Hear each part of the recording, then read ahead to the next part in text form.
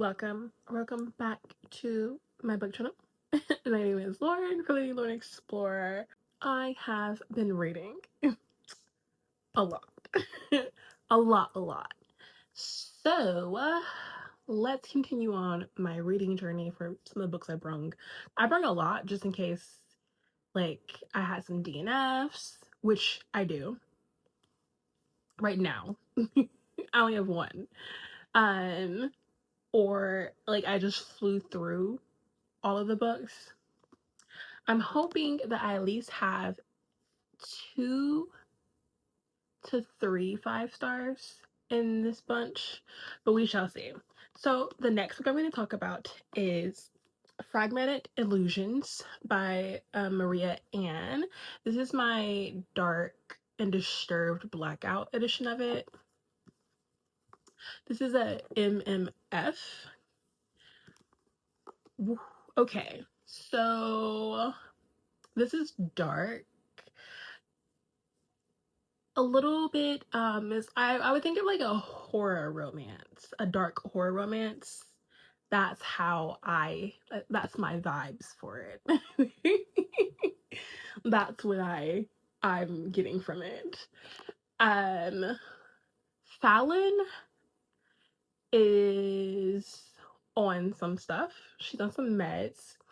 She is in a new school, a new college, because her freshman year at another college, some things happened that put her on said meds. She's going to a Halloween party with some of her new friends, and you start to like, she's an unreliable narrator, because I can't tell if it's happening in real life or if it's happening in her mind. Like, she's like seeing things, but are they really there? If you get what I mean? But some of them are there because our two MMMs. I said MMMs. Our two MMs. They are. She nicknames them Creepy and Silent because she doesn't know their names. We know their names, but like she doesn't know their names, so she names them Creepy, and Creepy's the short one, and Silent's the tall one. So yeah, kudos for that one. They both wear masks, and she sees something she's not supposed to see. So she's at the Halloween party. There's this jock who's also dressed as a jock. She's realizing he might be flirting with her, but like she's not really realizing it, if you get what I mean. Like, she thinks that it's so like she isn't pretty enough to have someone flirt with her, to be with her. That's her self-esteem is like super low. So she explores the house, then she sees something out in the window in the forest, and she's like, I'm gonna go see it. But then she's like, did I really see it though? And I was like, did you really see it, girl? Because I don't know. Because like you're talking to yourself, and then like when the self that's talking to you back is being really mean to you, and I like that's a self-esteem self. Like that person is being super mean to Fallon. Like that is. I was just like, ooh, dang, okay. So she goes outside of the frat house party, the Halloween party, and she meets the jock again, Trenton. And he switches. He is, when you think of the typical stereotype of a frat boy, the bad version of it, that's him. Because he's like, I was trying to get you alone this whole entire time. I can't wait to get you alone. And then starts trying to like SA her. And she tells herself that like she knows she can't fight him off, so she doesn't try fighting him. She goes limp as he's trying to take some of her clothes off. Then like the saving grace for her is that she's wearing a bodysuit. So like he can't like get it off of her. Because she's dressed as a vampire, and like the bodysuit was underneath everything. So he can't get it off. He's trying to get it off, and then there's a scream from the house, which startles them both. Startles them enough that like he is momentarily like stops and freezes, and then she freezes, and well, she kind of unfreezes, and then bolts into the the forest, obviously the woods, because I would too. Yeah, she books it. So she's running, and she realizes like, okay, like he's not following me now. I'm gonna try to find those like that thing that I saw in the woods. She comes upon a cabin, and she can't really like see in it like that. So she goes around it, and then like she hears two people talking, two boys, two men, and they're bantering together. And she's like, oh, like they have like such nice banter, like, you know, that's a cool banter, like, you know, it's just good banter. Then she accidentally happens to just like go over to them and sees that they're bantering over an unalived body, and there's like red stuff everywhere.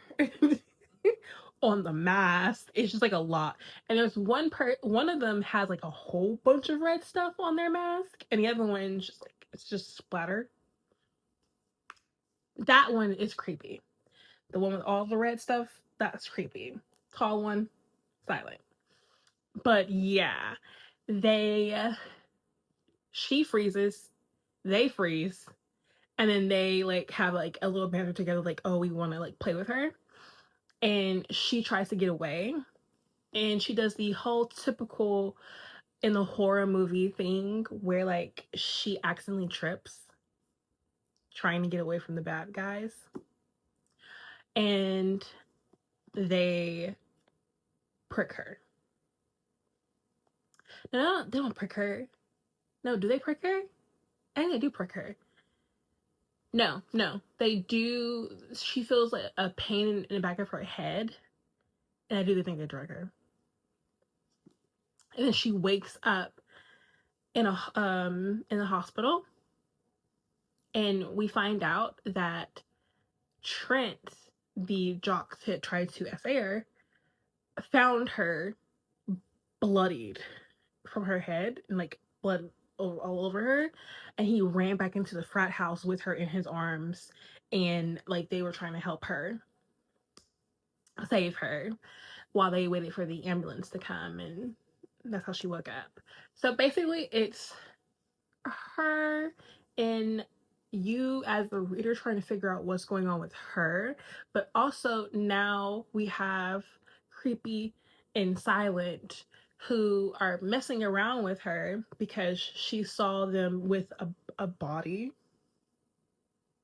And Silent is liking her. He liked her the first go around. He's actually the one who wanted to save her for later. Because Creepy, he was like, let's just go ahead and get her. She saw something, let's get her. Just get her out of here. She's a witness. Like, she's a liability. But yeah. Again, this is the MMF. I will let you know that I gave this a 3.25. It was just like unnecessarily in all the wrong things. Like, I like you don't get anything good until after 200, and it's like 300 and something pages in this book. So like there's nothing like really good going on. Everything is like just tension building. and like the cat and mouse thing they have going on with each other.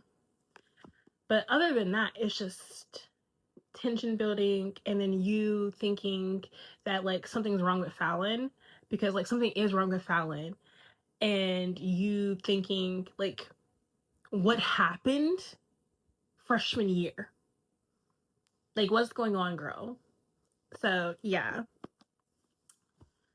that was Fragmented Illusions. Would I recommend it?